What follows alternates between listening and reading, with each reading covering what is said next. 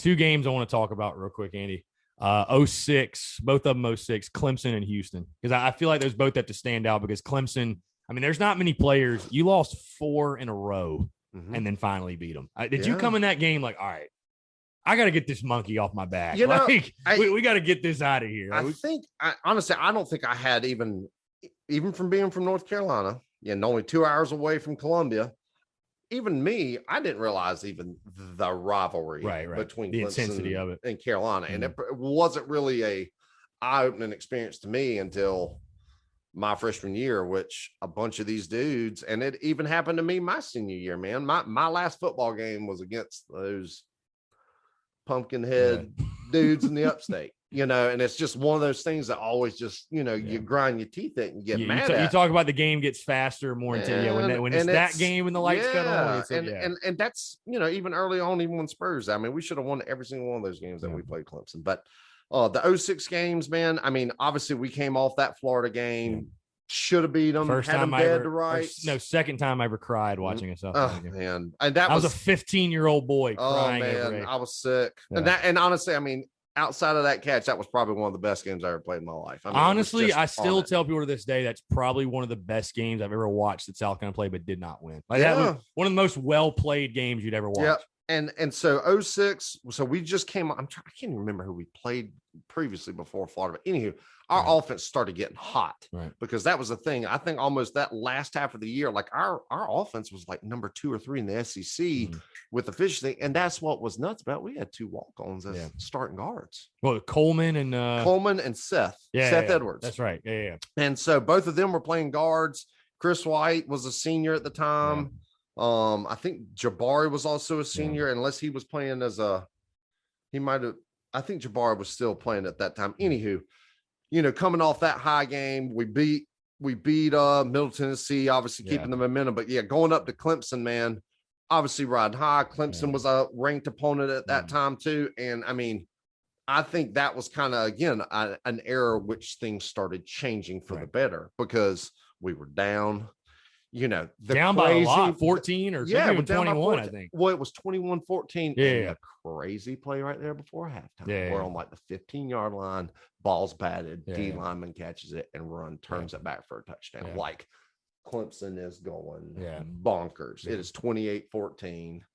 And we're just like, unbelievable. Yeah. Just like, golly. But like when we came out from halftime, and it was just understanding it. You just gotta. It's one play at a time, man.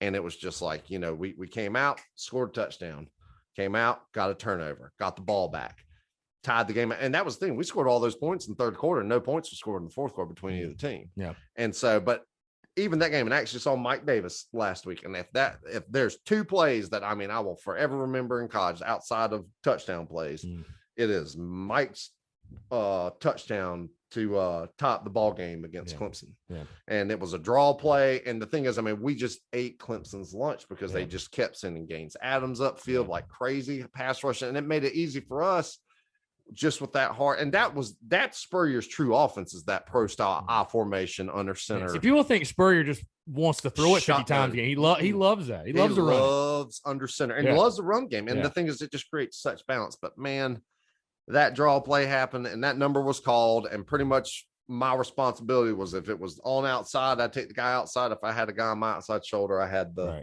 linebacker right there. And down set Hut, throw the hands like it's pass. I run out and I catch that linebacker as soon as he puts his foot in the ground. And I put my hand on his chest plate. I decleated him.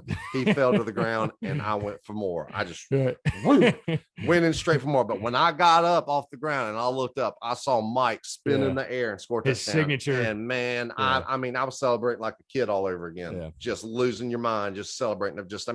Tied up the ball game. Such a momentum swing doing that. Got the ball again, then obviously Suckup made the field goal. People forget that too. Clutch field goal, very clutch. Suckup was money, man. Oh man, I honestly, that's what. Oh yeah, I mean, first time I saw Suckup kick a field goal as a freshman, like he's kicking a 45-yarder above the uprights, and it was like, we got a kicker. There's a reason he's still doing it. Put it that way. And that's points, man. That's so valuable. Just knowing at least you're going to get points when you have it. But oh man, I think that's the thing. Probably there's the 2 games that Suckup, missed was the Florida game. Had those 3, which only one of his was really his fault. Right.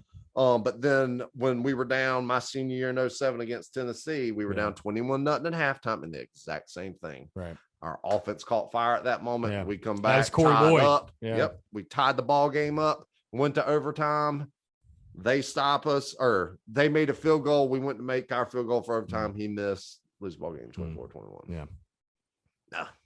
What about Houston? What about Houston? That was that. I feel like you said kind of like kind of like the program changing, or like just at least starting to like that Houston win. Confidence started, and I think a lot of it was just even just the reliant upon each side of the ball. You knew what we could expect out of one another, because the Houston game was nuts. I mean, that was Art Briles, all those dudes, and I mean, Cobb was the quarterback, and I mean, obviously, them being in Conference USA, we were SEC. Obviously, we were probably going to be more favored than anything. But obviously, Cobb was being heralded as top 3 quarterback going to be selected in the draft, which he was.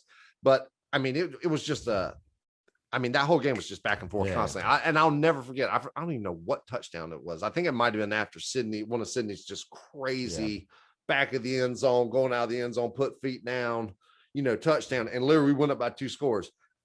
I literally probably just put my butt in the bleacher. Yeah.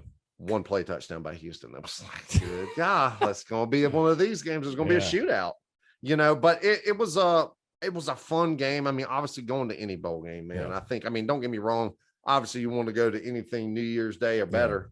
It's just such a boost to your season when you end it with that W. And it's like, people can, and Coach bowl games are meaningless and this, but like, dude, it is always so adamant about sets the tone for the whole off right. season. I mean, you're only as good as your last game. Right. And if you're winning that last game, it's a lot of confidence rolling in. Helps recruiting, helps everything. Helps even, and not only that, just the amount of extra practices you're getting in development. And I would say that's probably, in the development standpoint, Coach Spurrier was very good with, especially allowing people that don't get to play a lot, people that are on scout team, all that stuff. Man, it was Monday Night Football every Monday night. Yeah. It was Monday Night Football.